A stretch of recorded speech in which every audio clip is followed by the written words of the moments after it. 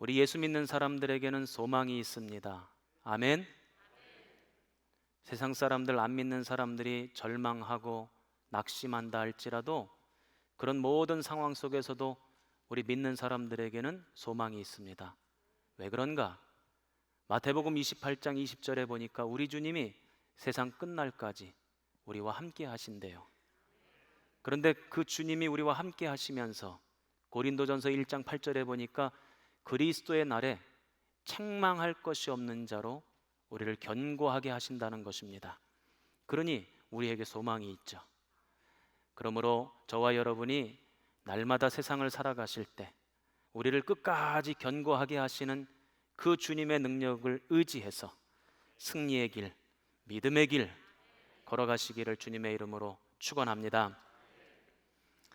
각 종교의 지도자들이 종교 간의 대화를 한다고 이렇게 모였던 적이 있었던 것 같습니다. 그래서 각기 자기들의 종교의 가치에 대해서 이야기를 하고 또 각기 자기들의 구원에 대해서 이야기를 합니다. 그러면서 이야기 끝에, 토론과 논쟁 끝에 이런 결론을 내렸대요. 우리는 모두 나중에 산 정상에서 만날 것입니다. 그저 올라가는 길이 다를 뿐입니다. 구원이라는 궁극적 가치는 모두 같지만 단지 신앙생활하는 모습과 형태만 다를 뿐입니다. 이렇게 결론을 내렸다는 거예요. 그리고 우리 모두는 각기 서로 다른 길을 통해서 산 정상으로 올라가게 될 것이고 그 산 정상에서 우리가 신이라고 부르는 그분을 만나게 될 것입니다. 이런 결론을 내렸다 하는 것입니다. 그런데 그 자리에 참여한 어떤 한 목사님이 손을 들고 이렇게 이야기했대요. 저는 여러분들의 신앙과 믿음과 다릅니다. 내가 믿는 하나님은 우리 보고 산 정상으로 올라오라고 하시는 분이 아니고 우리를 구원하시기 위해서 낮고 천한 인간의 모습으로 이 땅에 내려오신 분이 내가 믿는 하나님입니다. 그분은 지금도 우리와 동행하시고 함께 하시고죠, 성령의 모습으로 이 땅에 내려오셔서 우리와 동행하시는 분이십니다. 그러므로 저는 여러분들과 같은 믿음을 가지고 있지 않습니다. 이렇게 이야기했다는 거예요.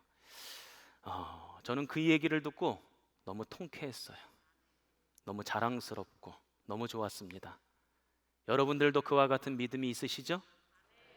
우리가 믿는 하나님 여호와 하나님은 우리를 구원하시기 위해서 이 땅에 내려오셨어요. 인간의 모습으로. 또 성령의 모습으로 이 땅에 내려오셔서 오늘 우리와 함께 하시고 동행하시는 줄로 믿습니다. 예수님께서는 3년 반의 공생의 사역을 마감하시고 십자가에 달려 구원의 사역을 완성하십니다. 피를 흘리시고 돌아가신 것 같았지만 3일 만에 부활하셔서 죽음을 정복하시죠. 그리고 당신에게 참 생명이 있음을 선포하시고 당신을 따르는 모든 자들에게 동일한 부활의 은혜를 베풀어 주신다고 약속하셨습니다. 부활하신 예수님은 40일 동안 제자들과 함께 하시죠. 그리고는 40일이 지난 다음 하늘로 승천하십니다. 그러기 전에 제자들에게 한 말씀을 하십니다. 승천하신다고 하는 예수님의 말씀을 들은 제자들이 겁이 난 거예요. 예수님, 우리를 버리시고 떠나가시면 어떻게 합니까? 우리들끼리 내버려 두시면 어떻게 합니까? 겁납니다. 무섭습니다. 그러자 예수님께서 걱정하지 말어. 내가 올라가지만 그것으로 끝나는 것이 아니라 너희와 영원히 함께 하실 분이 내려오실 거야. 사도행전 1장 5절에 그래서 성령을 약속하십니다. 그 성령의 약속의 말씀을 주시고 사도행전 1장 8절 너무나도 유명한 말씀을 우리에게 들려주십니다. 오직 성령이 너희에게 임하시면 너희가 권능을 받고 예루살렘과 온 유대와 사마리아와 처음 듣나 봐요. 땅 끝까지 이르러 내 증인이 되리라 하시니라. 이 유명한 말씀을 우리들에게 들려주십니다. 걱정하지 말어. 성령이 오실 것이고 그분이 능력을 주실 것이고 그 능력 가지고 승리하며 살아갈 수 있어. 이 약속의 말씀을 주시는 것입니다. 그러나 이 약속은 처음이 아닙니다. 요한복음 14장에 보면 예수님께서 당신이 순환받으실 것, 또 십자가에 달려 돌아가실 것, 3일 만에 부활하실 것, 당신이 가셔야 될 그 길에 대해 설명하십니다. 그때도 제자들이 똑같은 태도를 보여요. 무서워요, 주님. 우리를 버려두고 어디로 가십니까? 주님이 가시는 그 길을 나는 알 수가 없습니다. 겁이 납니다. 염려가 됩니다. 그때도 예수님이 똑같은 말씀을 하십니다. 요한복음 14장 18절에 보면 내가 너희를 고아와 같이 버려두지 아니하리라. 그러면서 16절 말씀에 걱정하지 마라. 보혜사 성령님이 오실 텐데 그 성령님이 영원토록 너희와 같이 있을 거야.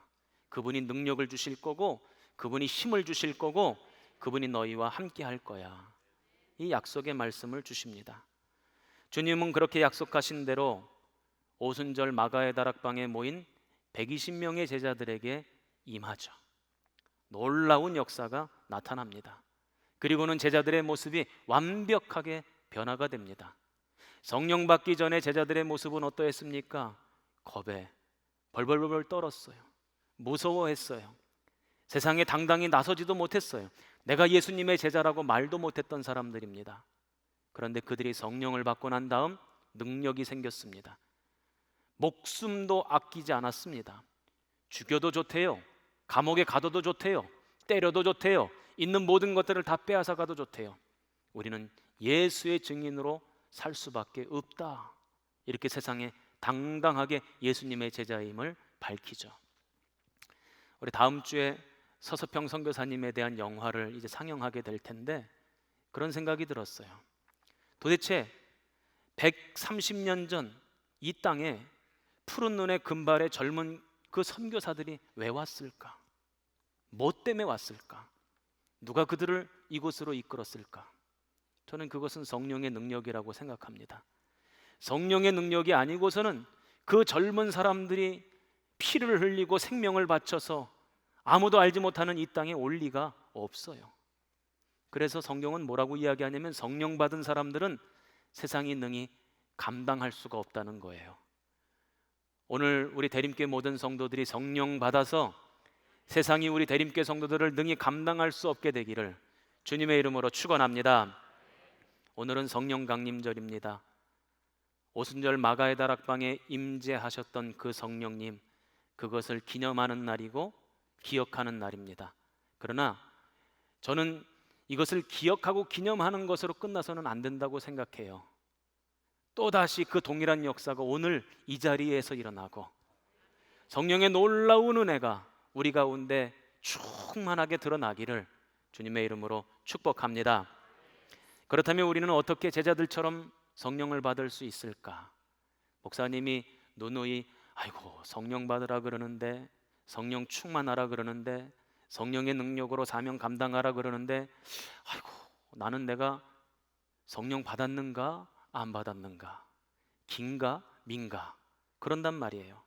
성령 받는 것을 굉장히 어렵게들 생각합니다. 그러나 그렇지 않습니다. 성령 받는 것은 너무나도 쉬운 일이고 간단한 일입니다. 왜 우리 성도들이 성령 받는 것을 어렵게 생각할까? 보니까요, 사람들마다 성령 받는 것의 모습을 그려놔요. 이것이 바로 성령 받는 모습이다. 그런데 나는 그 모습이 나타나지 않거든요. 그러니까 나에게는 성령이 안 오셨나? 내가 성령 못 받았나? 이런 생각을 하게 됩니다. 그런데 제가 목회하면서 깨달은 것이 있어요. 하나님은 사람의 기질 따라, 마음 따라, 생각 따라, 삶의 모습 따라 성령을 부어주시는 모양이 다 제각각이라는 거예요. 어떤 사람에게는 소나기처럼 쏟아 부어주실 때도 있고, 어떤 사람은요 이슬비처럼 가랑비처럼 잠잠히 성령이 오시는 분들도 있어요. 어떤 사람은 성령 받았다고 펄쩍펄쩍 뛰어다니는 사람이 있어요. 어떤 사람은요 성령 받아서 더 차분해지는 사람이 있어요. 이 성령 받는 모습이 아주 제각각이고 다양하다는 것입니다.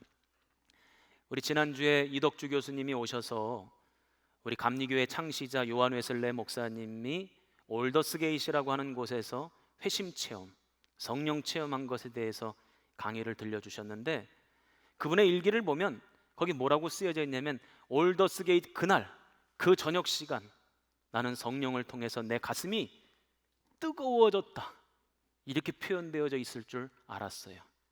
그런데 그분의 일기 원문에는 이렇게 표현되어져 있습니다.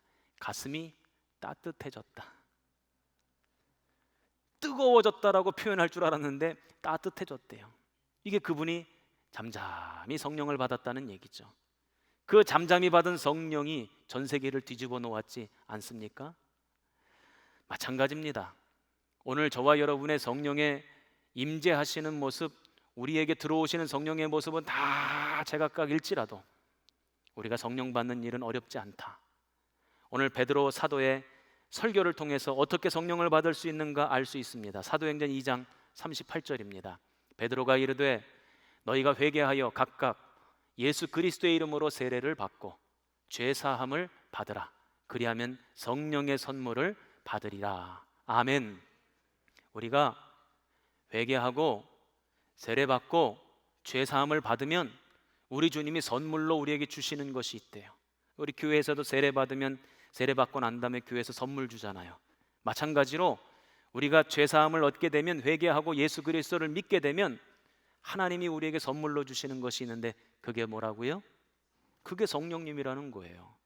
그러니 오늘 여기 계신 분들은 예수를 믿고 회개하고 죄 사함을 받은 줄로 믿습니다. 그러니 뭘 선물로 받았습니까?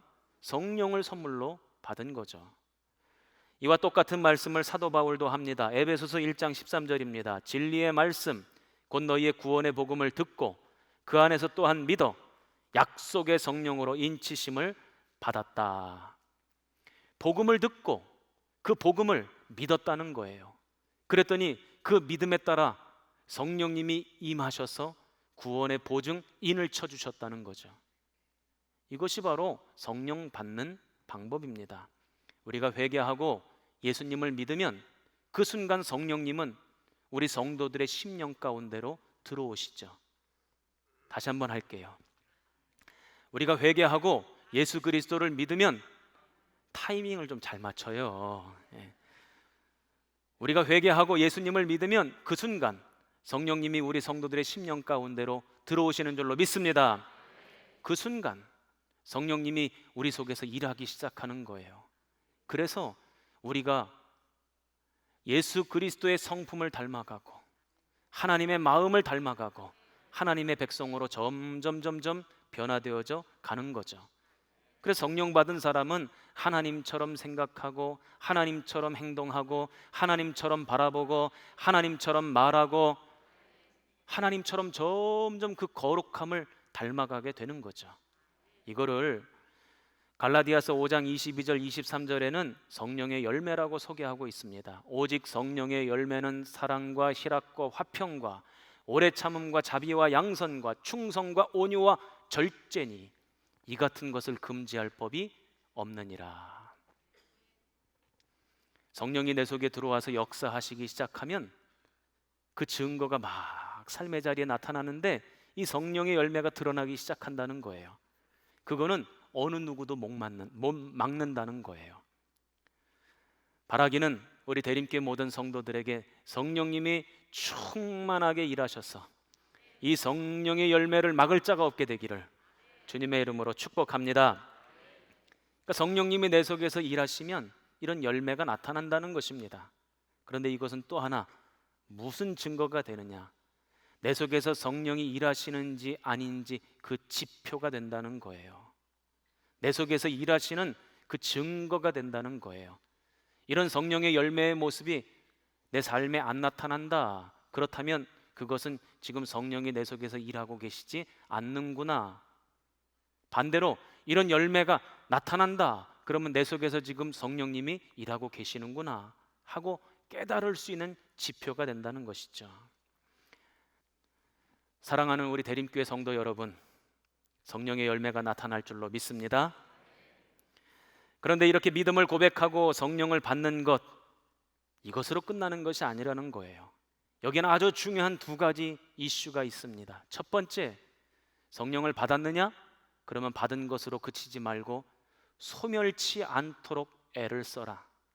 이것이 데살로니가전서 5장 19절에 나오는 말씀입니다. 또 더 나아가 두 번째 이슈가 뭐냐? 성령 받았느냐? 성령을 소멸치 않았느냐? 거기서 멈추지 말고 성령이 충만하도록 해라. 이것이 에베소서 5장 18절에 나오는 말씀입니다. 먼저 첫 번째로 성령을 소멸치 말라는 것입니다. 이 얘기는 우리가 성령을 받고 난 다음에 그 성령이 영원토록 그냥 내 속에서 내주하시는 분이 아니라 얼마든지 도망가실 수도 있고 사라지실 수도 있고 소멸될 수도 있다, 이 얘기입니다. 우리가 말씀을 읽다 보면 성경에서는 성령을 바람에다가 비유할 때도 있고 불에다가 비유할 때도 있고, 오늘 말씀은 뭐에다가 비유했죠? 비둘기에다가 비유를 했어요. 그런데 불과 같은 성령이라고 한번 예를 들어 봅시다. 불과 같은 성령을 내가 받았어요. 그러면 내 속에서 그 불이 활활 타오를 수도 있습니다. 그러나 반대로 그 불이 얼마든지 꺼질 수도 있다는 것입니다. 그러니 그 불 간수를 잘못하면 불이 사라져 버린다, 꺼진다, 그 말씀을 하시는 거예요. 왜 그런가? 오늘 세례를 받으시는 예수님 모습 속에 그 이유가 나오고 있어요. 예수님이 세례를 받으실 때 성령이 임하셨는데 그 성령이 무슨 형상으로? 비둘기와 같은 형상으로, 비둘기와 같은 모습으로 예수님께 임하셨다는 거예요. 비둘기는요, 두 가지가 있습니다. 피존과 도부. 세제 이름을 얘기하는 게 아니고요. 비둘기는 이 두 가지 종류가 있는데, 피존은 집비둘기를 말하는 것이고 도부는 산비둘기를 말하는 것입니다. 이 집비둘기는 우리가 흔히 그 길가에서 보는 비둘기, 그 비둘기가 바로 집비둘기예요. 이 피존이라고 하는 집비둘기의 성향이 어떻느냐? 시끄럽고 지저분하고 아무데나 똥 싸고, 이 비둘기랑 사귀었다가 저 비둘기랑 사귀었다가 요 비둘기랑 결혼했다가 저 비둘기랑 결혼했다가 막 그래요. 사람이 가까이 다가가도요, 겁도 안 먹어, 신경도 안 씁니다. 사람이 가든지 말든지. 오늘 제가 아침에 나오는데 이제 길을 건너려고 횡단보도에 서 있는데 비둘기 한 마리가 자꾸 제 쪽으로 다가오는 거예요. 이놈 봐라, 자꾸 다가오더니 제 발밑까지 왔어. 이 녀석이 도대체 왜 왔나? 혹시 주님께서 은혜를 베푸시는 건가? 이제 이런 생각으로 비둘기를 봤는데 보니까 제 발밑에 뭐가 먹을 게 있었나 봐. 이제 그거 먹으려고 온 거예요. 사람 신경도 안 씁니다. 얼마나 지저분한지 몰라요. 요 대림 삼거리로 제가 한번 걸어 내려가던 적이 있었는데 뭐가 하늘에서 떨어졌어. 그것도 참 희한해요. 안경과 눈 사이. 그래서 이렇게 탁 닦아서 봤더니 비둘기 똥이야, 비둘기 똥. 아이고, 얼마나 기분이 상하든지. 참 놀라운 건요, 그 다음부터 그 앞에 지나갈 때면 항상 위를 쳐다봐. 비둘기 있나 없나. 그런데요, 도부라고 하는 산비둘기는요, 온화해요. 충성스럽습니다. 순결합니다. 평생 짝을 맺은 비둘기와 같이 살아요. 배신하지 않습니다. 얼마나 예민하고 민감한지 사람의 인기척이 들리면 도망가서 날아가 버려요. 여기서 질문 드릴게요. 예수님이 세례받을 때 내려왔던 그 성령님, 그 성령님의 모습을 비둘기 형상에다가 비유하고 있는데, 그렇다면 이 비둘기는 피존일까 도부일까? 답을 다 알려드렸잖아요. 피존이 아니고 도부예요. 언제든지 날아가 버릴 수 있고 언제든지 도망가 버릴 수 있다는 것입니다. 그래서 우리는 우리가 은혜로 받게 된 성령님 날아가지 않도록, 떠나가시지 않도록, 그 성령님이 내 속에 머무실 수 있도록 우리가 지키고, 우리가 그분이 머무실 수 있도록 우리가 그렇게 만들어야 된다는 것이죠. 우리가 성령님을 오해하는 것 가운데 하나가 뭐냐면, 단순히 성령을 에너지로 생각하는 경우가 있어요. 어떤 기운이라고 여기는 경우가 있습니다. 그러나 그렇지 않습니다. 성령님은 하나님이시고 성령님은 인격적인 분이십니다. 이 인격적이다라는 표현이요, 조금 어색해요.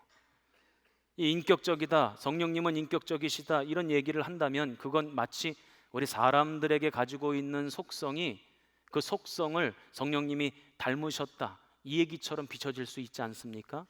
그런데 그렇지 않아요. 원래 인격적인 속성은 하나님의 속성이고, 그것에 따라서 우리가 그 형상 따라 지음 받았기 때문에 인격이라고 하는 것을 우리가 가지고 있는 거죠.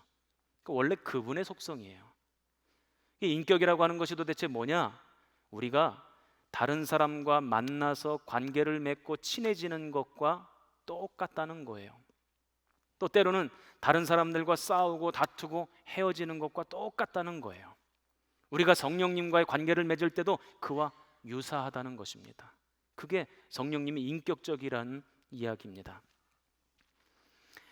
그러면 어떠할 때 성령님이 떠나가시는가 봤더니 성령님께서 들려주시는 음성에 불순종할 때, 우리가 성령님을 무시할 때 성령님이 떠나가십니다. 성령님은 내 속에서 우리가 나아가야 될 길을 보여주시죠. 하나님의 음성을 들려주시죠. 당신의 뜻을 가르쳐 주시죠. 깨닫게 하시죠. 감동을 주시죠. 그러면 주님이 감동 주시는 대로 우리가 순종하고 그 길로 따라가면 되는데, 참 사람이요 고집이 있어가지고 내가 이제까지 살아왔던 대로 살려고 한단 말이죠. 성령님이 음성을 들려주시는데 듣지를 않아요. 성령님이 길을 가르쳐 주시는데 그 길을 가지를 않아요. 끝까지 고집을 피우면서 불순종합니다. 그러면요 성령님이 이러시는 거예요. 그래, 알았다, 됐다, 나 파업이다, 나 간다, 안녕, 그러신다는 거죠. 언젠가 우리 친구 목사님 가운데 이제 목회를 하다가 어려움을 겪으신 분이 있어요.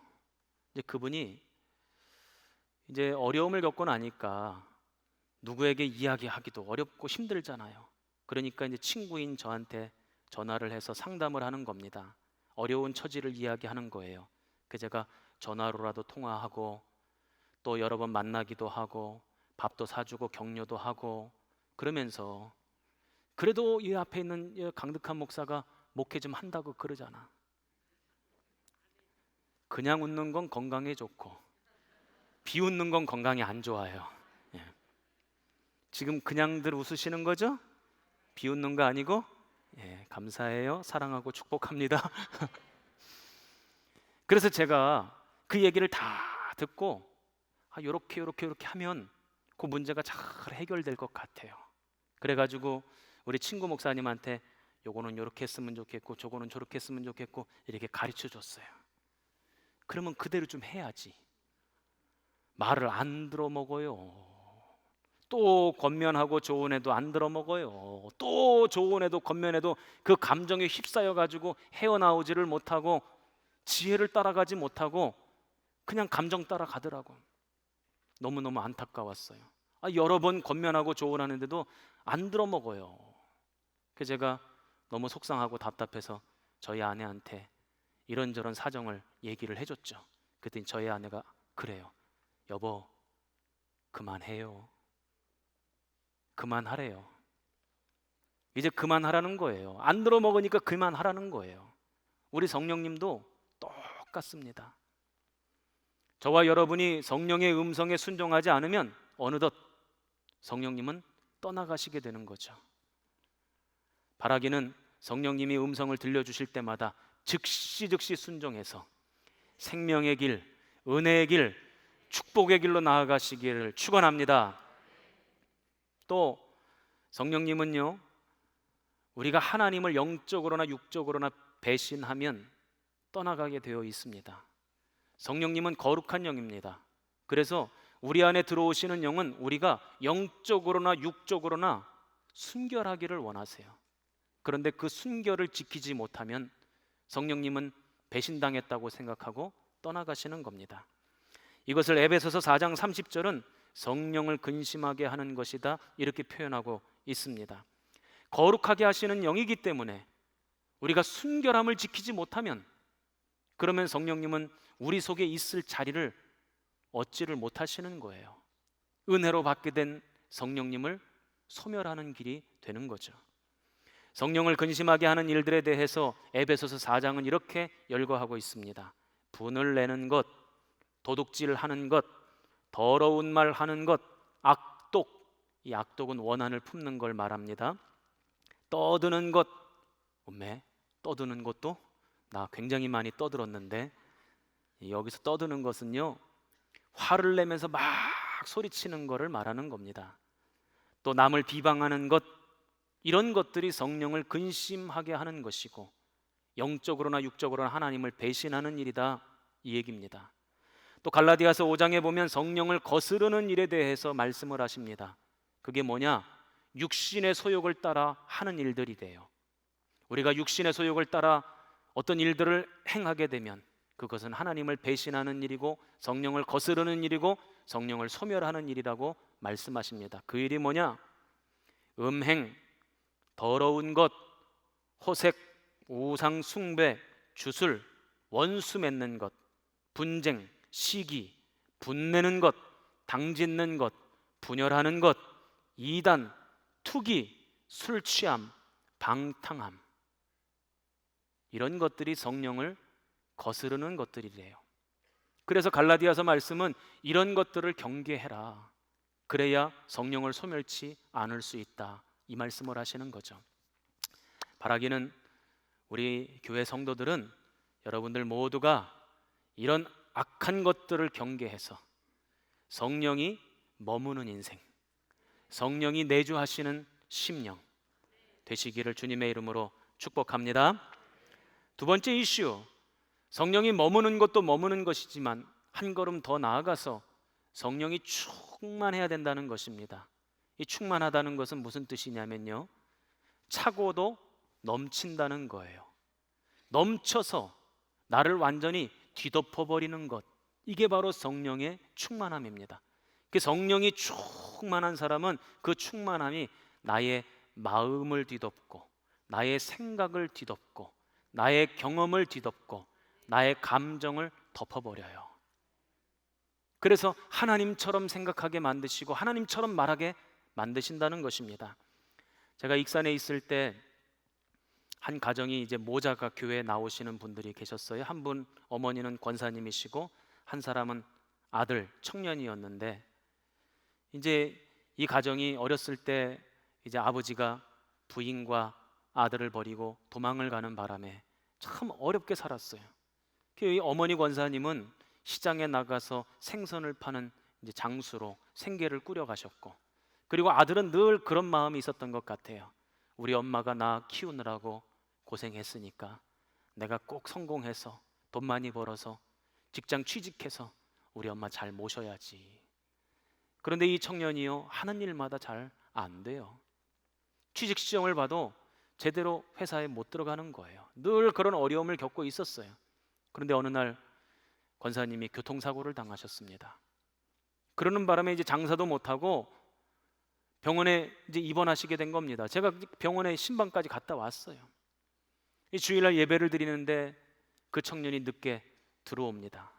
표정을 보니까 그냥 코가 석자나 빠져 있고 낙심과 절망이 돼서, 그리고선 고개 푹 숙이고 들어오는 겁니다. 예배를 드리는데 앞에서 찬양을 부르는데 얼마나 그 찬양을 부르는데 눈물을 흘리는지, 말씀을 듣는데 얼마나 눈물을 흘리는지 제가 봐도 너무너무 안 됐어요. 예배가 다 끝나고 기도나 해줘야 되겠다, 불러가지고 손을 붙잡고 이야기를 들어주면서 기도해 주려고 했죠. 그때 이 청년이 그래요. 목사님, 하나님이 너무너무 원망스럽대요. 왜 우리의 삶에 이렇게 어려움과 고난을 주시는지 자기는 모르겠대요. 왜 문을 안 열어주시는지 이해가 안 된대요. 너무너무 속상하고 답답하고 마음이 괴롭다는 거예요. 그런데 오늘 예배를 드리면서 찬양을 부르면서 말씀을 들으면서 하나님의 영이 자기를 이렇게 감싸 안는 것을 경험했다는 거예요. 그러고 나니까 예배가 다 끝날 때쯤 자신의 입술에서 하나님 원망이 나와야 되는데 반대로 하나님 감사해요, 하나님 그래도 감사해요, 그 입술의 고백이 흘러나오더라 하는 것입니다. 제가 그때 이게 성령 충만이구나. 오늘 이 시간도 성령 충만함이 임하기를 주님의 이름으로 축원합니다. 그래서 사도 바울은 갈라디아서 2장 20절 성령 충만한 모습을 이렇게 표현하고 있습니다. 이제는 내가 사는 것이 아니요 오직 내 안에 그리스도께서 사시는 것이라. 여기서 한 가지 좀 생각해 봐야 될 것이 있습니다. 충만함이라고 하는 것이 도대체 뭐냐? 이것은 성령의 임재를 말하는 거죠. 여러분에게 여쭤볼게요. 하나님의 영이 계신 곳도 있고 안 계신 곳도 있습니까? 아니죠. 온 세상에 그 어느 곳이든지 하나님의 영이 계시죠. 하나님이 계셨던 때가 있고 안 계셨던 때가 있습니까? 아니에요. 창세 이래로 이제까지 하나님의 영은 늘 계셨습니다. 마가의 다락방에 모인 120명 문도들에게만 성령이 계시고 다른 사람들에겐 성령이 안 계십니까? 그렇지 않아요. 세상의 모든 사람들에게 다 성령님 함께 하십니다.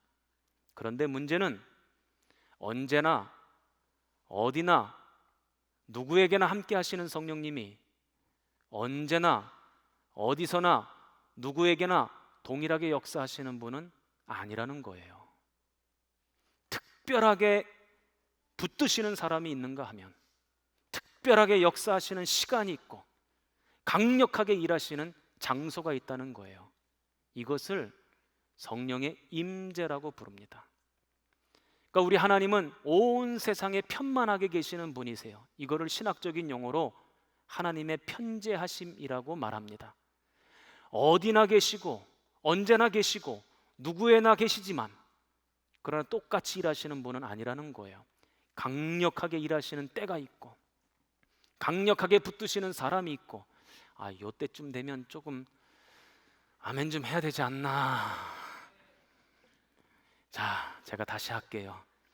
특별히 붙드시는 사람이 있어요. 특별히 일하시는 때가 있어요. 특별히 역사하시는 장소가 있어요. 이것을 성령의 임재하심이라고 부릅니다. 그렇다면 왜 성령의 임재가 중요한가? 왜 중요하냐면 그 바로 임재하시는 그 시간에 문제가 해결되고 질병이 고침받고 마음의 상처가 치유되고 모든 무너졌던 것들이 다시금 세워지고 모든 병든 것들이 회복이 되기 때문입니다. 그래서 저는 오늘 이 시간 성령의 임재가 일어나기를 간절히 소망합니다. 갈멜산에 있는 엘리야에게 성령님 임재하셨어요. 오늘 성경에 나오는 예수님 세례 받으실 때 성령님 임재하셨어요. 마가의 다락방 120문도가 모여서 기도하고 있을 때 성령님 임재하셨어요. 그와 같은 역사가 오늘 이 자리에도 있을 줄로 믿습니다. 더 나아가서 여러분의 가정에, 여러분의 일터에, 우리 자녀들에게 성령님 임재하기를 주님의 이름으로 축원합니다. 그렇다면 어떻게 성령님이 임재하셔서 내 삶 속에서 충만하게 역사하실 수 있을까? 이거를 굉장히 어렵게 생각해요. 그런데 이것도 어려운 것이 아니다. 주님이 말씀하십니다. 누가복음 11장 13절입니다. 같이 한번 읽어봅니다. 시작.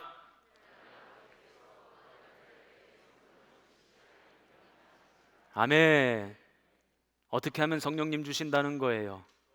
구하면 주신다는 거예요. 기도하면 주신다는 거예요. 원하면 주신다는 거예요. 여기서 말하는 성령을 주신다, 이 표현은 임재하신다는 표현이고 충만하게 역사하신다는 말씀입니다. 누구에게? 구하는 자에게. 오늘 우리가 읽은 이 본문 말씀 앞부분에 그래서 무슨 내용이 나오냐면 구하라, 그리하면 주실 것이다. 문을 두드려라, 그러면 열릴 것이다. 찾으라, 그러면 찾을 것이다. 그 말씀이 앞에 나오고 있어요. 같은 말씀이라는 거예요. 우리가 성령 충만함을 받지 못하는 이유, 성령의 임재를 경험하지 못하는 이유, 구하지 않기 때문에 그렇다는 것입니다. 제가 보니까요, 요즘 사람들은 성령 안 받아도 살 것 같은가 봐요. 성령이 없어도 그냥 잘 살아갈 수 있나 봐요. 구하지를 않아요. 저 어렸을 때 교회에서 금요일 날 철야기도 막 모여서 그래서 눈물 콧물 뿌려가면서 기도할 때 사람들이 다른 거 기도 안 했습니다. 성령님 임재하여 주옵소서, 역사하여 주옵소서, 나를 긍휼히 여겨 주시옵소서, 우리 가정을 불쌍히 여겨 주시옵소서, 그렇게 기도했잖아요. 요즘 금요 기도회에 성도들이 안 나와요. 기도를 안 해요. 목사가 기도하자 그래도 기도를 안 해요. 고개를 들지어다. 어렵지 않습니다. 성령님 오늘도 나와 함께 하시고 임재하셔서 충만하게 역사하여 주옵소서. 그렇게 기도하면 성령님 임재하실 줄로 믿습니다. 우리가 삶이 변화되지 않는 이유가 뭡니까? 자, 우리 교회 표 있습니다. 저 위에. 자, 시작. 우리 교회가 삶을 변화시키는 교회가 돼야 되는데 삶이 변화되지 않는 이유가 뭡니까? 은혜로 받은 성령을 자꾸 소멸해 가는 겁니다. 성령 충만하지 않은 겁니다. 성령이 임재하지 않는 겁니다.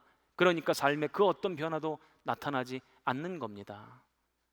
바라기는 오늘 우리 성도들의 삶의 자리마다 성령이 임재하셔서 충만히 역사하심으로 삶이 변화되어 하나님 앞에 영광 돌리는 우리 모든 성도들 되시기를 주님의 이름으로 축원합니다.